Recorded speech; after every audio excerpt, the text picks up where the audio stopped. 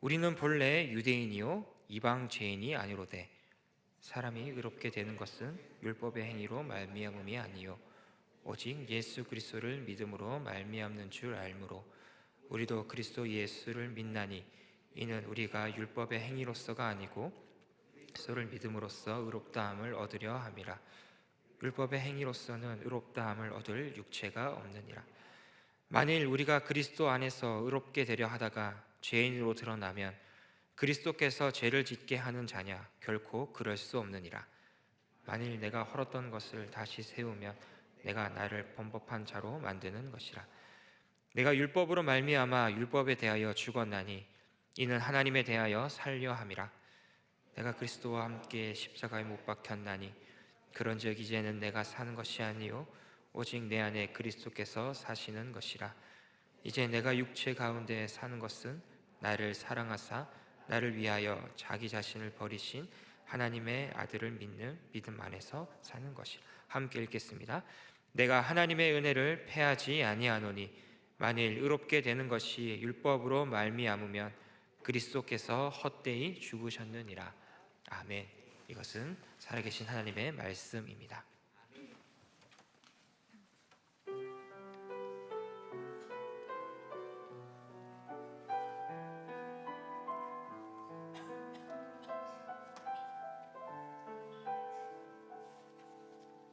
이 세상 가장 아름다운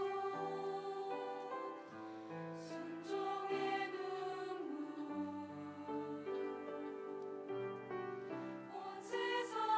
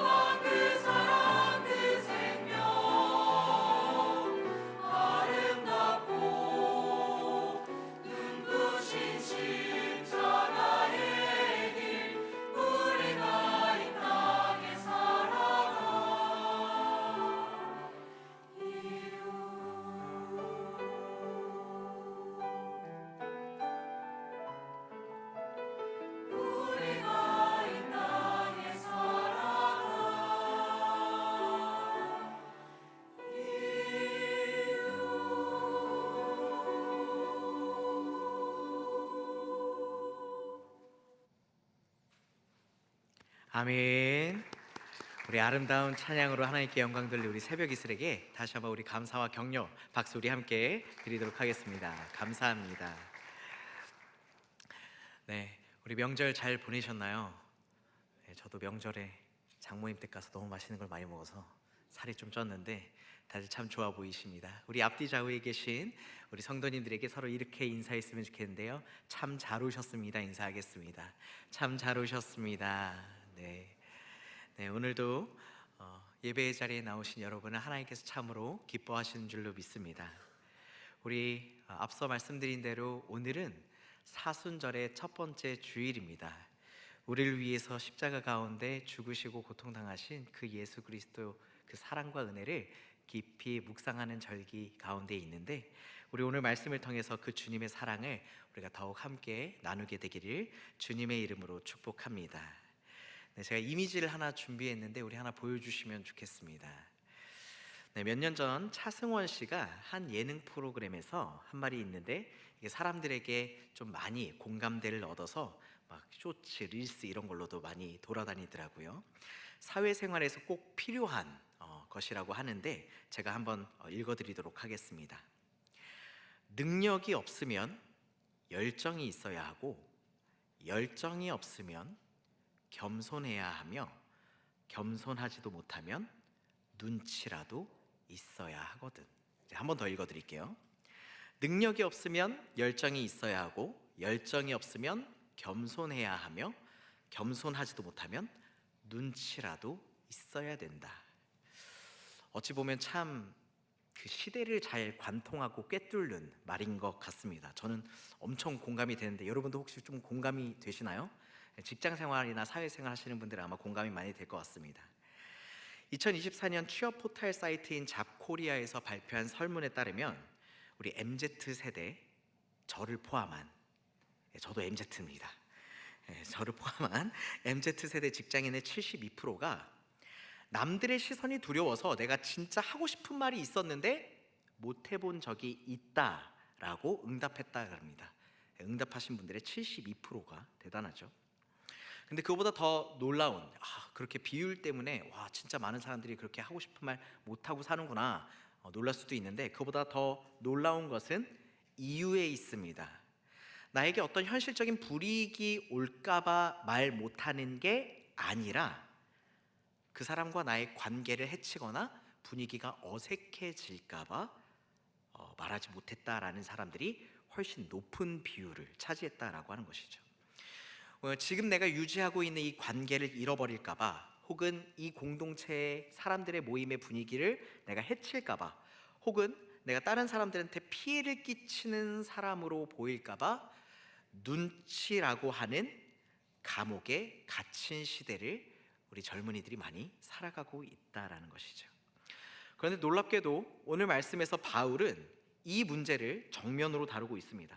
그것도 심지어 누구를 끌어들였냐면 사도 베드로라고 하는, 예수님이랑 공생애 3년을 함께 했었던 수제자이면서 그 오순절 성령의 다락방 사건에서 성령의 충만한 임재를 받았던 그 사람, 초대교회의 기둥이라고 불렸던 그 사람을 통해서 이야기해주고 있습니다.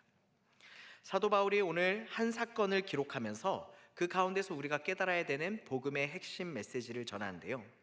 우리가 의롭게 되는 것은 사람의 눈치를 보는 행위 때문이 아니라 오직 예수 그리스도를 믿는 믿음 때문이다 라고 이야기하고 있습니다. 사순절 첫 번째 주일, 우리는 오늘 이 말씀 앞에 함께 서길 바랍니다. 예수님의 십자가로 나아가는 이 40일의 여정을 시작하는 이 자리에서 여러분 스스로에게 한번 이렇게 물어보시길 바랍니다. 나는 지금 누구의 눈치를 보고 있는가? 그리고 나는 정말 복음 안에서 자유한 사람인가? 우리가 함께 읽은 갈라디아서 2장, 이것을 잘 이해하려면 먼저 그 배경을 좀 이해할 필요가 있습니다. 바울이 갈라디아 교회에 쓴 편지죠. 근데 이 편지를 그냥 단순히 안부나 물어보자고 쓴 것은 아니었습니다. 갈라디아 교회에는 지금 심각한 문제가 있었는데, 이른바 유대주의자들, 유대주의자들이라고 불리는 사람들이 왔어요. 이 사람들은 어떤 사람이냐면 이방인 그리스도인들, 이 갈라디아 교회는 이방인들이 많이 모여 있는 교회였는데 예수님을 너희가 믿는 것만으로 구원을 이룰 수 없다. 그럼 너희가 어떻게 해야 구원에 이룰 수 있냐? 너희가 우리처럼 할례도 받아야 되고 모세가 알려준 이 율법을 너희가 잘 지켜야 온전한 구원을 이룰 수 있다라고 가르쳤기 때문이죠. 그런데 이 가르침은 잘못된 가르침이죠. 그런데 이런 잘못된 가르침에 유혹당하고 진짜 그런가? 내가 할례를 받아야 되나? 율법을 잘 지켜야 되나? 헷갈리는 사람이 있었다는 거예요. 그래서 그 사람들이 미혹당하지 않도록 갈라디아 교회 성도들을 가르치기 위해서 바울은 오늘 본문에서 안디옥 교회라고 하는 한 교회의 예를 들어서 설명하고 있습니다. 우리가 함께 읽은 본문은 아닌데 우리 갈라디아서 2장 12절에서 13절 본문, 우리 앞에 자막을 띄워주시면 한 목소리로 함께 읽겠습니다. 시작. 야고보에게서 온 어떤 이들이 이르기 전에 게바가 이방인과 함께 먹다가 그들이 오매 그가 할례자들을 두려워하여 떠나 물러가매 남은 유대인들도 그와 같이 외식함으로 바나바도 그들의 외식에 유혹되었느니라. 아멘. 오늘 바울이 예를 들어서 얘기하고 있는 이 안디옥 교회 사건은 어떤 것이냐면, 당시에 이 안디옥 교회라고 하는 교회는 이방인 선교를 위한 최전방에 서 있는 기지였습니다. 예루살렘 교회가 주로 유대인들, 예수님의 그 하나님의 선택된 백성이라고 하는 그 유대인들로 이루어진 그리스도인들이 모여 있는 교회였다면, 이 안디옥 교회는 이방인들과 유대인들이 함께 섞여서 식탁 가운데 식사도 하고 교제하는 굉장히 혁명적인 공동체였습니다.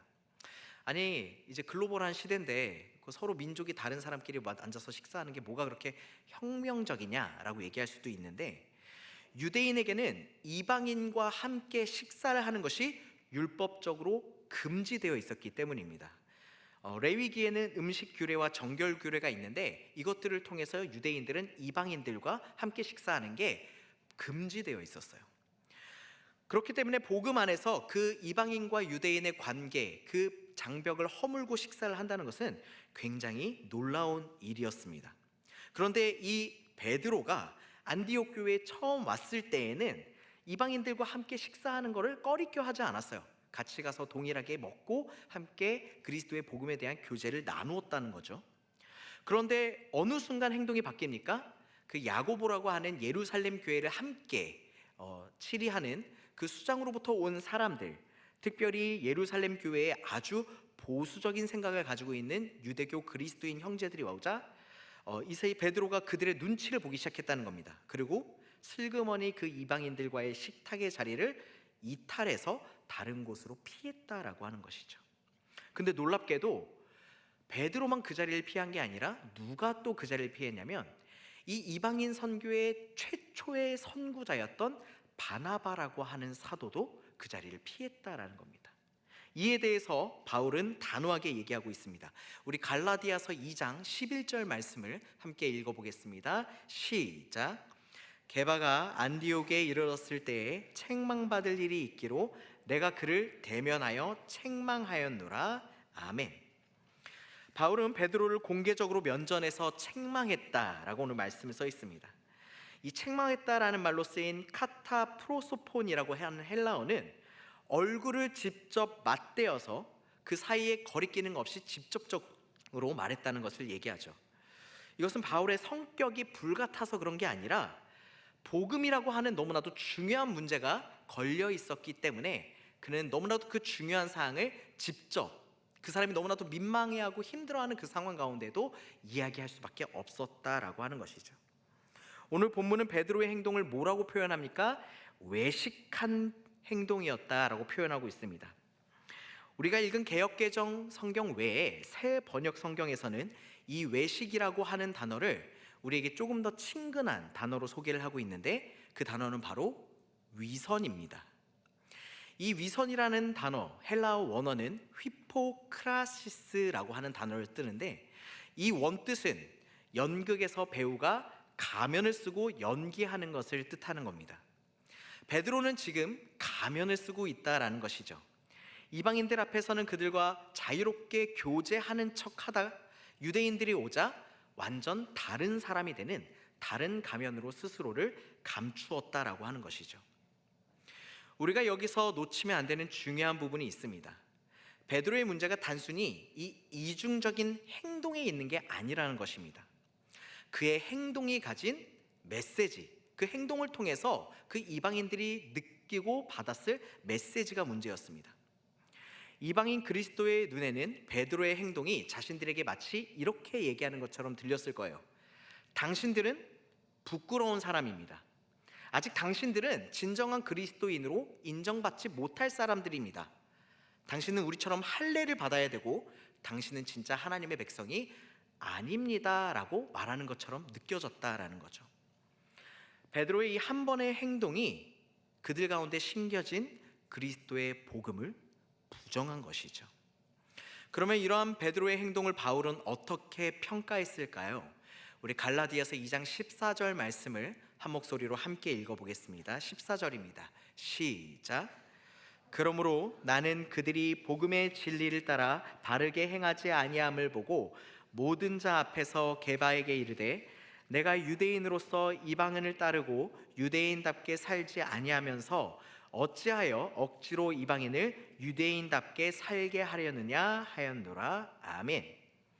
바울은 오늘 베드로의 행동을 복음의 진리를 따라 바르게 행하지 아니하였다라고 정의하고 있습니다. 여기서 쓰인 헬라어 단어가 오르토포데오, 바른 걸음으로 걷다라고 하는 단어인데요. 우리의 행동은 복음의 길 위에 서 있어야 됩니다. 그리고 우리의 삶에 말하는 것과 행동이 일치하여 그 길을 걸을 수 있어야 한다라는 거죠. 그런데 오늘 베드로의 행동은 그 복음의 바른 길을 걷지 않은 행동이었다라고 바울은 이야기하는 겁니다. 여러분, 우리 스스로의 모습을 좀 돌아보길 바랍니다. 오늘 우리의 모습은 어떤가요? 이렇게 주일 예배 시간에는 은혜 받아서 함께 뜨겁게 찬양하고 말씀 가운데 겉으로는 절대로 아멘을 하지 않지만 속으로 아멘으로 응답하시면서 하나님의 말씀을 받아들이는 여러분이지만 당장 내일 월요일부터 직장 가운데 여러분들이 그리스도임을 마음껏 자랑하며 살아가고 계십니까? 기독교 가치관에 근거한 나의 의견을 얘기했다가 소위 사람들로부터 예수쟁이 혹은 꼰대라는 소리를 들을까봐 또는 SNS 가운데 나의 믿음에 대한 이야기를 올렸다가 사람들로부터 언팔로우를 당할까봐 두려워서 우리의 신앙을 복음을 조용히 접어넣고 있진 않은지 스스로가 돌아볼 필요가 있습니다. 우리도 베드로와 같은 가면을 쓰고 살 때가 많다라는 것이죠. 하지만 여러분, 이 예배당에서 오늘 주일 예배드리는 우리의 모습과 내일 여러분들이 삶의 자리에서 마주하는 모든 관계의 모습은 일치해야 됩니다. 우리의 말과 행동이 하나님 앞과 사람들 앞에서 동일해야 한다라는 것이죠. 그러면 어떻게 해야 우리가 이러한 외식과 위선을 버리고 온전함으로 나아갈 수 있을까요? 우리 오늘 함께 읽은 갈라디아서 2장 15절과 16절 말씀을 한 목소리로 함께 읽도록 하겠습니다. 15절 16절입니다. 시작. 우리는 본래 유대인이요 이방 죄인이 아니로되 사람이 의롭게 되는 것은 율법의 행위로 말미암음이 아니요 오직 예수 그리스도를 믿음으로 말미암은 줄 알므로 우리도 그리스도 예수를 믿나니 이는 우리가 율법의 행위로서가 아니고 그리스도를 믿음으로써 의롭다 함을 얻으려 함이라. 율법의 행위로서는 의롭다 함을 얻을 육체가 없느니라. 아멘. 바울은 여기서 의롭다 하심, 조금 어려운 단어로 칭의의 근거가 무엇인지 명확하게 알려주고 있습니다. 사람이 의롭게 되는 것은 율법의 행위로 말미암은 것이 아니고 오직 예수 그리스도를 믿음으로 말미암을 줄 알므로, 우리가 이 율법의 행위로서가 아닌 예수 그리스도를 믿는 믿음 가운데에서 비로소 우리가 의롭다 하심을 얻을 수 있다라는 것을 깨달아야 우리가 가지고 있는 이 외식과 위선의 가면을 벗어버릴 수 있다라는 것이죠. 율법의 행위는 무엇입니까? 단순히 이것은 도덕적 노력이나 종교적 행위를 뜻하는 것이 아닙니다. 제임스 던이라고 하는 신학자는 이것이 특히 유대인을 이방인과 구분짓는 표지, 즉 할례를 받는다거나 음식 혹은 정결규례 이런 규칙을 지키는 것이라고 해석했습니다. 그런데 우리가 잘 아는 종교개혁자 마르틴 루터는 좀 더 넓은 범위에서 인간이 하나님 앞에서 의롭다라고 인정받기 위해서 내가 스스로 노력하는 모든 노력과 행위들이라고 정의를 내렸죠. 근데 재미있는 게 이 두 해석 모두 한 가지 핵심적인 내용을 공유하고 있는데, 그건 바로 인간의 어떠한 행위도 하나님 앞에 의롭다함을 인정받을 수 있는 근거가 되지 않는다는 것입니다.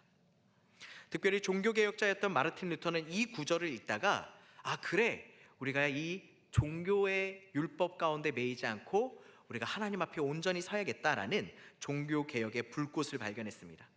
그는 수도사로서 수도원 안에서 온갖 금욕과 고행을 통해서 하나님의 의를 깨달으려고 했습니다.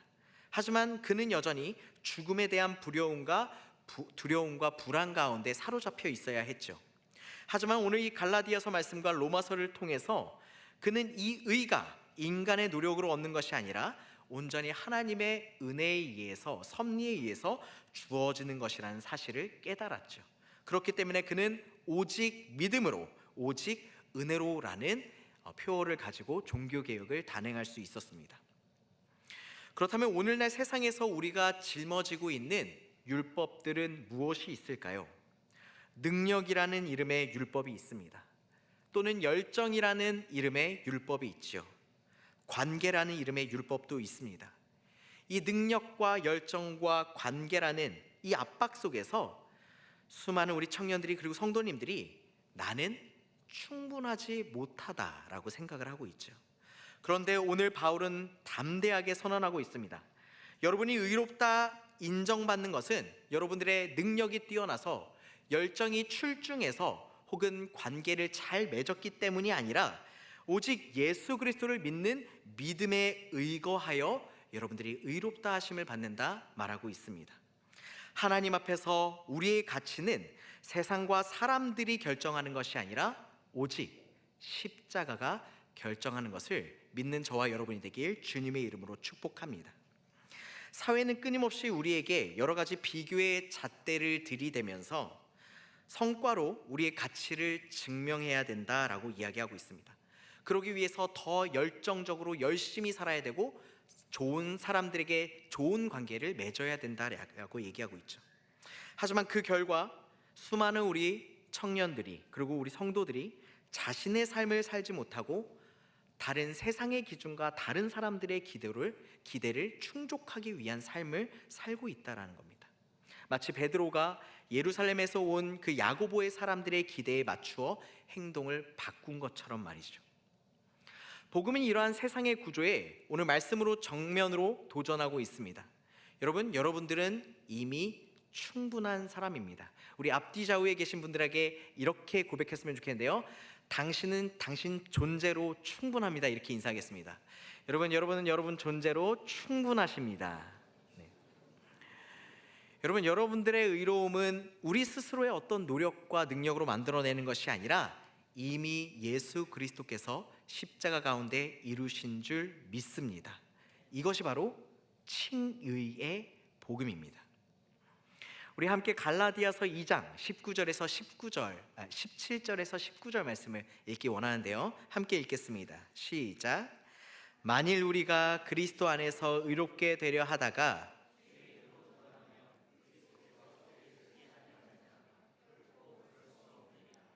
만일 내가 헐었던 것을 다시 세우면 내가 나를 범법한 자로 만드는 것이라.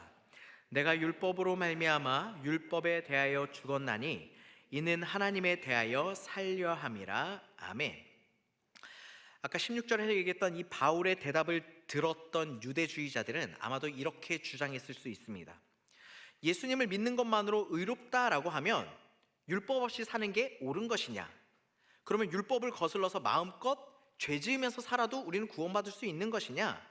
그러면 그리스도께서는 우리가 그렇게 죄를 짓도록 종용하고 돕는 조력자냐? 라고 이야기하죠. 근데 이 물음에 대해서 바울은 단호하게 얘기하는 거죠. 결코 그럴 수 없느니라. 19절의 고백이 바로 이 핵심입니다. 내가 율법으로 말미암아 율법에 대하여 죽었나니. 어찌 보면 이거 굉장히 큰 역설처럼 들리는 것이죠. 율법으로 말미암아 율법에 대해서 죽었다는 게 무엇일까? 율법이 나를 율법에 대해서 죽게 했다라는 것입니다. 도대체 어떻게 그렇게 되는 걸까요? 율법은 하나님께서 자신의 백성이 죄로 가득한 이 세상에서 하나님의 백성으로서의 정체성을 지키기 위해서 하나님께서 허락하신 것이었습니다. 그런데 어느새부턴가 이 율법이 하나님을 더 사랑하고 바라보기 위한 것이 아니라 사람들의 죄를 드러내고 그 죄의 결과인 죽음을 선언하고 정죄하는 것에 멈춰버렸다라고 하는 것이죠. 그런데 이 율법의 정죄함으로 말미암아 죽을 수밖에 없는 우리 인간의 죄값을 하나님이신 예수 그리스도께서 십자가에서 대신 짊어지셨습니다. 이것이 율법을 완성하는 새로운 율법인 것이죠. 그렇게 하나님의 율법을 완성했기 때문에 이제는 그 십자가에서 완성하신 율법을 우리가 믿을 때에 이 땅에서 우리를 정죄하고 우리를 너는 죽을 수밖에 없는 사람이라고 얘기하는 이 땅의 율법이 폐해진다라는 것입니다. 19절에는 동일하게 또 이렇게 얘기하고 있는데요. 이는 하나님을 위하여 살려 함이라 라고 말하고 있습니다. 율법의 종이 아닌 자로 사는 것, 이것이 참 자유입니다. 그리고 이 자유는 내가 하고 싶은 대로 멋대로 죄 지으면서 사는 방종한 삶이 아니라는 것이죠. 어떻게 사는 겁니까? 이 주신 자유로 하나님을 위해서 사는 것. 그것이 우리가 이 율법으로 말미암아 율법을 폐하고 하나님으로 말미암아 사는 삶입니다. 다 함께 갈라디아서 2장 20절 말씀을 함께 읽겠습니다. 시작. 내가 그리스도와 함께 십자가에 못 박혔나니 그런즉 이제는 내가 사는 것이 아니요 오직 내 안에 그리스도께서 사시는 것이라. 이제 내가 육체 가운데 사는 것은 나를 사랑하사 나를 위하여 자기 자신을 버리신 하나님의 아들을 믿는 믿음 안에서 사는 것이라. 아멘. 이 본문은 성경 전체에서 가장 충격적인 고백 중에 하나죠. 내가 그리스도와 함께 십자가에 못 박혔다. 그런데 이 말씀의 헬라어 시제를 보면 이것은 과거형으로 쓰여진 게 아니라 완료 수동태라고 하는 문법으로 쓰여졌습니다. 이 완료 수동태라고 하는 문법은 과거에 일어났던 사건이 과거에서 끝나는 것이 아니라 지금을 살아가고 있는 우리의 현재까지 동일하게 그 효력이 미치고 있다라는 뜻이죠. 예수님이 십자가에서 돌아가셨을 때 그 믿음으로 연합된 나도 함께 죽었습니다. 그리고 그 죽음의 효력은 지금 이 순간에도 유효하다라는 것이죠. 그것이 오늘날 우리가 이 사순절이라는 절기를 지키는 의미입니다. 우리는 예수님의 십자가를 단순히 과거에 그런 일이 있었다라는 역사적 사건으로 기념하는 것이 아닙니다. 그 십자가가 오늘 살아가는 나와 상관이 있다라는 것, 오늘도 나의 삶에 크게 역사하고 있다라는 것을, 내가 그 십자가와 함께 죽었다라는 삶을, 그 사실을 기억하고 삶으로서 살아내는 것이죠. 이제는 내가 사는 것이 아니요 오직 내 안에 그리스도께서 사시는 것이라. 여기서 바울은 우리의 자아의 끝을 선언하고 있습니다. 옛날 자아, 곧 율법의 행위대로 인정받고 싶었던 우리의 모습들, 세상 사람들의 눈치를 보면서 살아갔던 나의 모습들, 스스로의 어떤 노력과 공로로 하나님 앞에 서려고 했던 그런 우리의 인간적인 모든 것이 이제는 십자가 앞에 죽었다라고 선언하는 겁니다. 그리고 우리가 죽은 자리에 누가 살고 계십니까? 바로 예수 그리스도께서 사시는 것입니다. 신약 성경이 역사적으로 얼마나 신뢰할 만한가를 주장했던 프레드릭 페비 브루스라고 하는 신약학자는 이 구절에 대해서 이렇게 설명했습니다. 바울에게 나의 종말은 인격의 소멸을 말하는 것이 아니다. 오히려 진정한 자아의 시작이다. 율법과 죄와 사람의 시선에 묶여있던 나에게 그리스도 안에서 참으로 자유한 나로 옮겨지는 것이다 라고 얘기했습니다. 이제 내가 육체 가운데 사는 것은 나를 사랑하사 나를 위하여 자기 자신을 버리신 하나님의 아들을 믿는 믿음 안에서 사는 것이라 라는 고백에서 바울은 그리스도의 사랑을 매우 개인적인 언어로 표현하고 있습니다. 나를 사랑하사 나를 위하여. 이것은 추상적인 인류에 대한 사랑이 아닙니다. 바로 지금 이 자리에 계신 여러분 한 사람 한 사람을 향한, 실패하고 두려워서 세상의 눈치와 사람들의 눈치를 보며 살아가는 나를 사랑한다 하시는 나를 향한 하나님의 고백입니다. 나를 십자가에 못 박는다는 것은 자기 혐오가 아닙니다. 자기를 성과와 타인의 평가의 제단에 올려놓는 것을 멈추는 것이 나를 십자가에 못 박는 것입니다. 내 가치를 내가 스스로 결정해야 한다라는 강박을 내려놓으시길 바랍니다. 이미 그리스도께서 십자가에서 저와 여러분을, 그리고 우리의 가치를 결정하셨습니다. 우리 마지막으로 갈라디아서 2장 21절 말씀을 함께 읽기 원하는데요, 함께 21절 말씀 읽어보도록 하겠습니다. 시작. 내가 하나님의 은혜를 패하지 아니하노니 만일 의롭게 되는 것이 율법으로 말미암으면 그리스도께서 헛되이 죽으셨느니라. 아멘. 여기서 하나님의 은혜를 패한다는 표현이 참으로 강하게 와닿습니다. 베드로는 자신이 율법을 지키는 척하면서 실제로는 하나님의 은혜를 패하고 있었다라는 것이죠. 우리가 사람의 눈치를 보며 성과와 우리의 어떤 노력으로 세상에서 우리를 증명하려고 할 때, 율법적인 행위로 하나님 앞에 인정받고자 할 때 우리는 하나님의 은혜를 패하는 것이 됩니다. 만일 율법의 행위로 의롭게 될 수 있었다면 여러분, 예수 그리스도께서 이 땅에 와서 십자가를 지시고 죽으실 필요가 없는 것이죠. 그리스도께서 십자가에 죽으신 이유는 무엇입니까?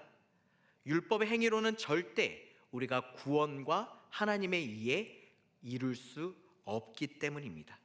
그리스도의 십자가는 인간의 모든 공로의 길이 막혀 있었다라는 최종적인 선언이며, 동시에 우리가 믿음으로 하나님 앞에 갈 수 있는 새로운 길을 열어주신 것입니다.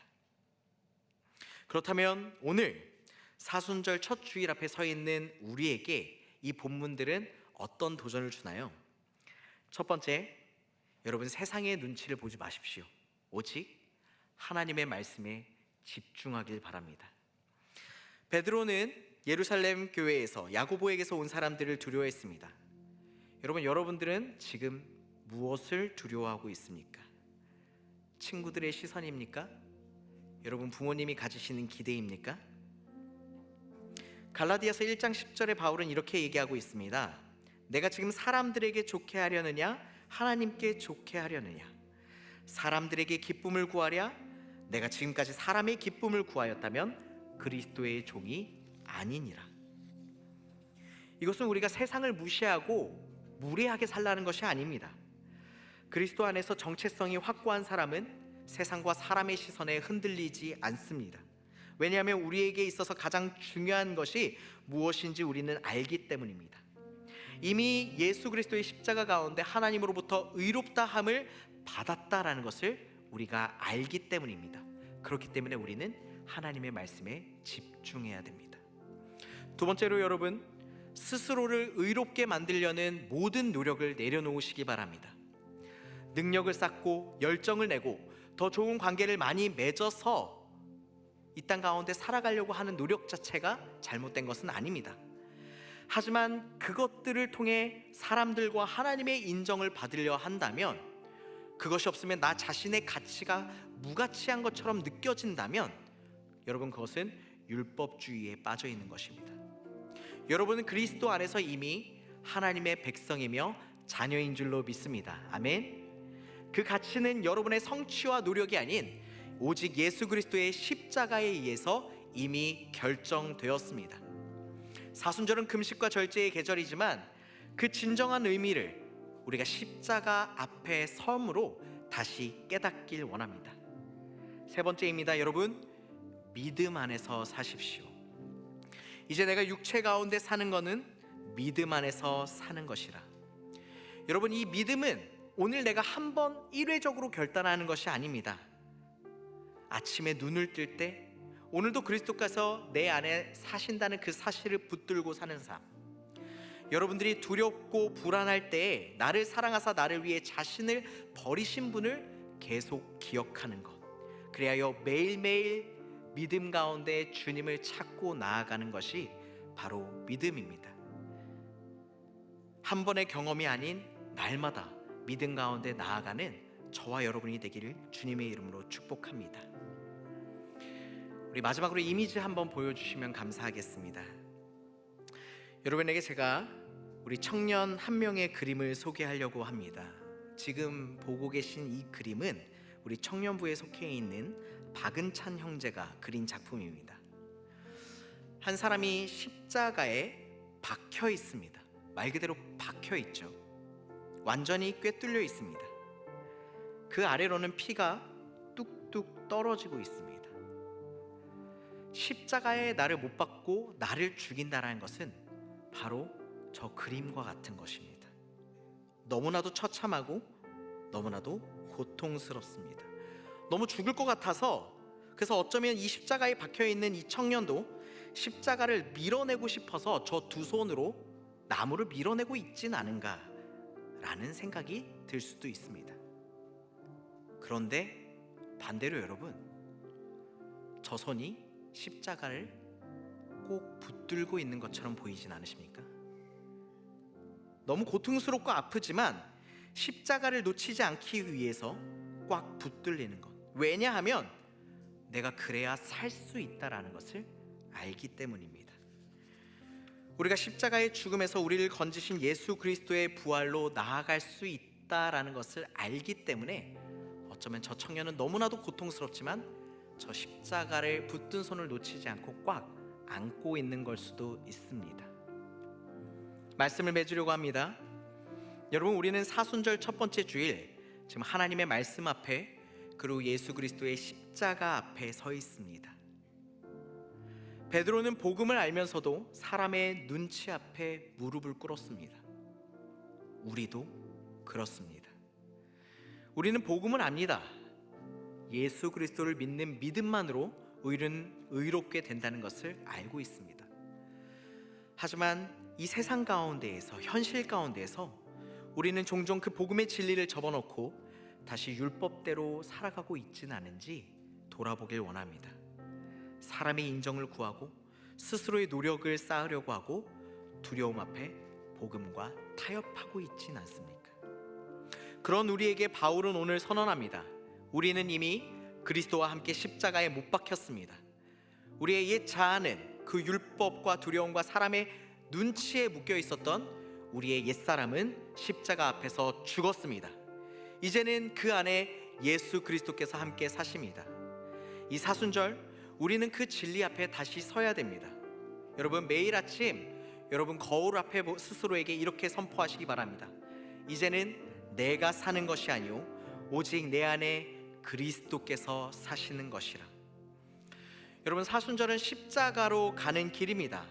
그 길은 우리의 자아를 내려놓을 때 시작됩니다. 그런데 그 길 끝에는 죽음이 있는 것이 아니라 바로 부활과 주님의 영원한 생명이 있습니다. 완전한 하나님이신 예수 그리스도께서 저와 여러분을 사랑하시는 줄로 믿습니다. 그래서 완전한 하나님이신 그분이 완전한 인간의 몸으로 이 땅에 오셔서 저와 여러분을 위해 십자가를 지셨습니다. 이 사실 하나가 모든 것을 바꿉니다. 우리의 정체성을, 우리가 나아가야 할 방향을, 우리의 삶을. 이 사순절에 나를 십자가에 못 박고 예수 그리스도의 믿는 믿음 안에서 사는 저와 여러분이 되길 주님의 이름으로 축복합니다. 이 시간 말씀을 기억하며 찬양과 기도로 우리가 함께 나아가길 원합니다. 예수님은 우리를 위해 모든 것을 주셨는데 이제 우리는 무엇을 드리겠습니까? 주님, 나의 모습, 나의 소유 주님 앞에 모두 드립니다. 나의 모든 생명을 드리니 주의 영광을 위해 사용하여 주시옵소서. 이 시간 함께 찬양으로 고백하도록 하겠습니다. 나의 모습, 나의 소유 주님 앞에 모두 드립니다. 모든 아픔, 모든 기쁨, 내 모든 눈물 다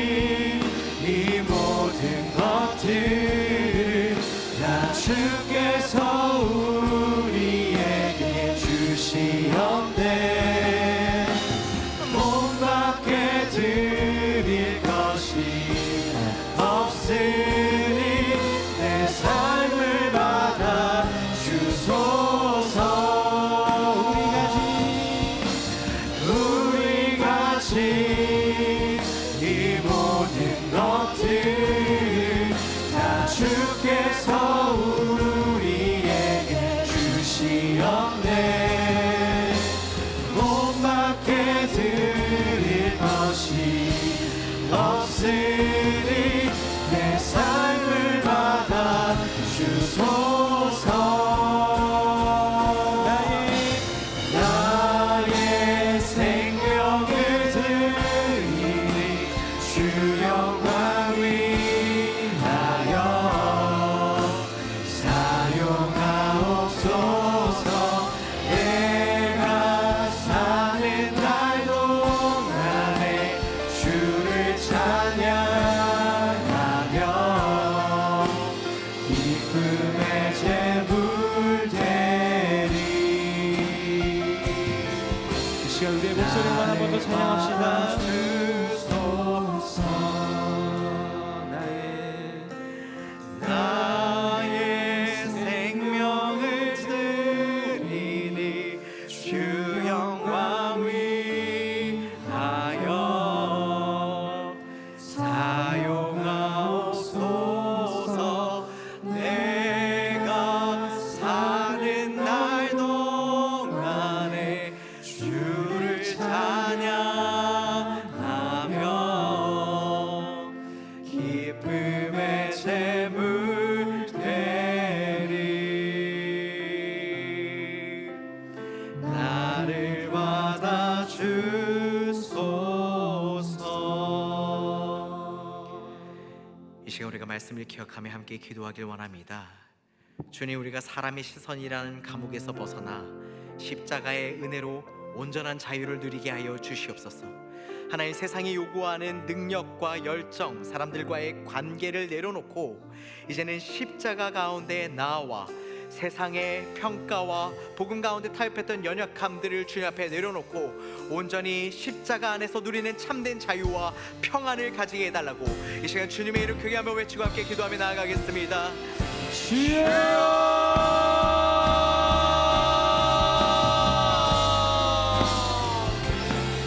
사랑하는 불성하신 하나님, 아버지, 우리를 위하여 아버지 없으신 예수 그리스도께서 이 땅 가운데 오셔서 십자가를 지셔야 됐습니다. 도대체 왜 그렇습니까? 죄로 말미암아 아버지 세상이 요구하는 모든 가치와 아버지 모든 능력과 열정과 그 두려움 가운데 아버지 갇혀서 아버지 주님 힘들어하고 있는 매여있는 우리를 구원하기 위해 주님께서 이 땅 가운데 오셔서 십자가를 지셔야 됐습니다. 이제는 그 십자가 앞에 아버지 우리의 모든 연약함과 우리의 모든 죄들을 내려놓습니다. 베드로처럼 사람의 평가가 두려워 복 가운데 타협했던 우리의 모습을 용서해 주시옵소서.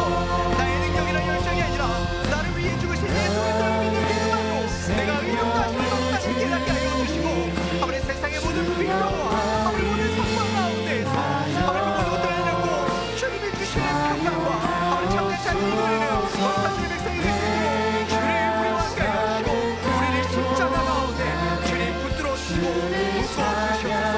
그리하여 온전히 주님이 주시는 참된 은혜를 누리는 거룩한 주의 백성이 될 수 있도록 주님 붙들어 주시옵소서. 이 시간 우리가 한 번 더 기도할 때 하나님, 나의 옛 자아를 십자가에 못 박게 하여 주시옵소서. 그리고 오직 내 안에 그리스도께서 사시는 승리를 맛보게 하여 주시옵소서. 오늘 갈라디아서 2장 20절의 위대한 선언이 우리의 고백이 되길 원합니다.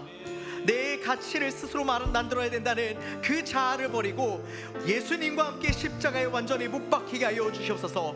그럴 때에서 우리 안에 살아계시는 그 주님께서 나의 주인이 되어주시고 이제는 세상의 방식이 아닌 하나님의 방식으로, 십자가의 방식으로 이 세상 가운데 승리하며 살아가는 거룩한 주의 청년들이 되게 해달라고 주님의 이름 크게 외치며 함께 기도합니다. 주여!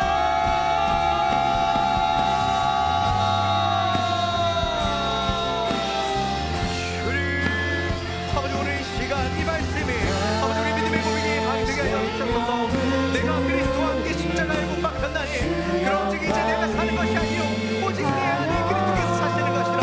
이제 내가 육체 가운데 사는 것을 나를 살아가서 나를 위하여 자기 자신을 버리지 하나님의 아들을 믿는 믿음 안에서 사는 것이라. 주님의 믿음을 고백해 아버지 우리의 삶을